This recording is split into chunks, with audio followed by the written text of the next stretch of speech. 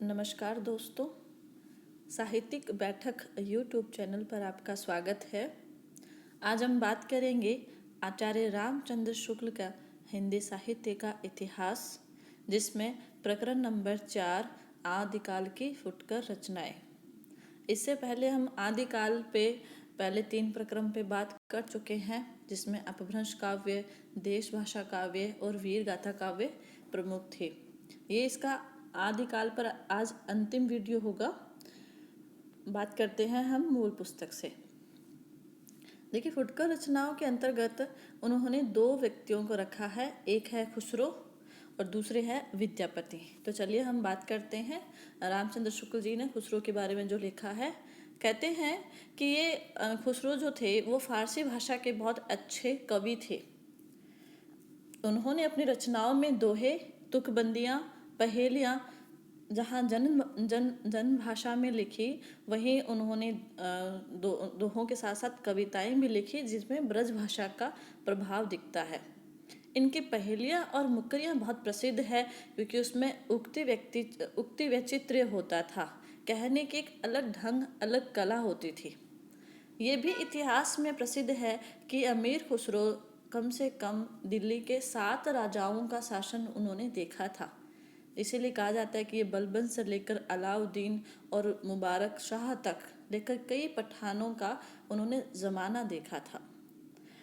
आगे बात करते हैं कि खुसरो की हिंदी रचनाओं में भी 2 प्रकार की भाषा मिलती है। मैंने अभी बोला था कि पहेलियाँ, मुकरियाँ और 2 सुखनों में जहाँ हमें हमारी जो भाषा मिलती है खड़ी बोली, वहीं पर दोहों में कहीं कहीं ब्रज और उस समय की प्रचलित काव्य भाषा के दर्शन होते हैं।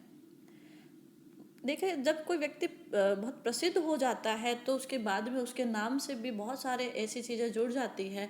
वैसे ही खुसरो के साथ भी हुआ। उन्होंने जितनी पहेलियाँ लिखी, उसके बाद उनके नाम से कुछ बहुत सारी पहेलियाँ जोड़ ली गई, जो कि खुसरो की बोली जाती है, पर ऐसा नहीं है। देखिए, जो मुख्य बात है वो ये है कि खुसरो के समय बोलचाल की स्वाभाविक भाषा थी, वो घिस कर उसी रूप में आ गई थी जिस रूप में खुसरो में मिलती है। यहाँ एक कोटेशन है कि कबीर की अपेक्षा खुसरो का ध्यान बोलचाल की भाषा की ओर अधिक था।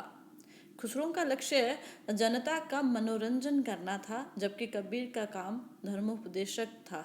इसलिए इन दोनों की भाषा में बहुत बड़ा फर्क दिखता है।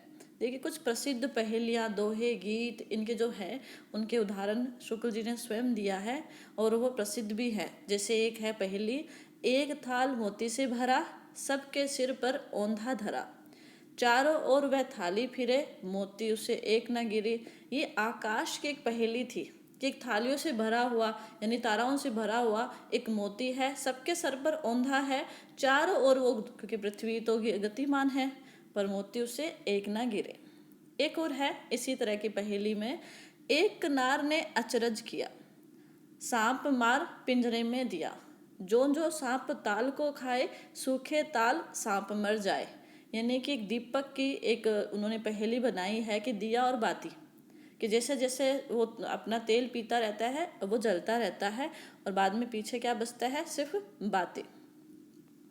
वैसे ही इनके कुछ और वो दोहे भी प्रसिद्ध रहे हैं। जैसे एक ये है, उज्जल बरन अधीन तन, एक चित दो ध्यान, देखत में तो साधु है, निपट पाप की खान। एक ये है, दूसरा ये है, खुसरो रेन सुहाग की, जाकी पी के संग, तन मेरो मन पियू को, दो बहे एक रंग। तीसरा इनका जो दोहा प्रसिद्ध रहा है, गोरी सोवे सेज पर, मुख पर डारे केस। ये इनके गुरु के ऊपर था। चल खुसरो घर आपने, रैन बही चहु देश। जब उनकी मृत्यु होती है तो बड़ी दुखी हो जाते हैं और ये कहा जाता है कि उसके अगले ही दिन इनके भी प्राण पखेरु उड़ गए थे। एक इनका जो है उर्दू भाषा के आसपास की एक और पंक्ति इनकी बड़ी प्रसिद्ध है। एक मूवी में भी इस पंक्ति का उपयोग किया गया था कि जेहाल मिस की, मकुन तगाफुल, दोराए नैना बनाए बतिया। बहुत पुरानी मूवी का है ये, बट ये खुसरो ने ही लिखा है। ये तो थी खुसरो की पहेलियों के साथ साथ कुछ उदाहरण उनके काव्य के। अब बात करते हैं हम मैथिल कोकिल विद्यापति के। देखिए, विद्यापति की जो पदावली हमें प्राप्त होती है उसी के कारण विद्यापति को मैथिल कोकिल बोलती है, क्योंकि वो मैथिली भाषा में लिखी हुई थी। इनके बारे में दो एक पंक्तियां बड़ी प्रसिद्ध रही है आचार्य शुक्ल जी के कथन के रूप में। वो ये है कि देखो, विद्यापति को भक्त और श्रृंगार मानने के बीच में बहुत विद्वानों में मतभेद है। कुछ लोग उनको भक्त कवि मानते हैं, कुछ लोग उनको श्रृंगार मानते हैं। तो शुक्ल जी स्वयं अपने इस पुस्तक में उनको श्रृंगार कवि ही मानते हैं। तो वो लिखते हैं, विद्यापति के पद अधिकतर श्रृंगार के ही हैं, जिनमें नायिका और नायक राधा कृष्ण है। इन पदों की रचना जयदेव के गीत काव्य के अनुकरण पर ही शायद की गई है और इनका माधुर्य अद्भुत है। विद्यापति शैव थे। इन पदों की रचना श्रृंगार काव्य की दृष्टि से की है, भक्त के रूप में नहीं। तो विद्यापति को कृष्ण भक्तों की परंपरा में न समझना चाहिए। एक पंक्ति तो इनकी ये प्रसिद्ध थी। दूसरी ये है, ये बहुत प्रसिद्ध रही है, आध्यात्मिक रंग के चश्मे आजकल बहुत सस्ते हो गए हैं। उन्हें चढ़ाकर जैसे कुछ लोग ने गीत गोविंद के पदों को आध्यात्मिक संकेत बताया है, वैसे ही विद्यापति के इन पदों को भी, सूर आदि कृष्ण भक्तों के श्रृंगारी पदों को भी ऐसे लोग आध्यात्मिक व्याख्या चाहते हैं। अब आगे इन्होंने, ये इतनी ही प्रसिद्ध पंक्ति थी, आगे एक और पंक्ति में ये बताते हैं सिर्फ कि लीलाओं का कीर्तन कृष्ण भक्ति का एक प्रधान अंग है। जिस रूप में लीलाएं वर्णित होती है वो उसी रूप में उनका ग्रहण होता है और उसी रूप में वो लोक में नित्य मानी गई है। जहाँ वृंदावन, यमुना, निकुंज, कदम्ब, सखा, गोपिकाएं आदि सब नित्य रूप में है। इन लीलाओं का दूसरा अर्थ निकालने की आवश्यकता नहीं है।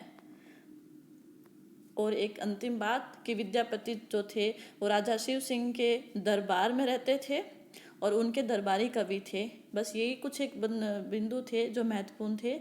उसके साथ ही हमारा आज का आदिकाल समाप्त होता है।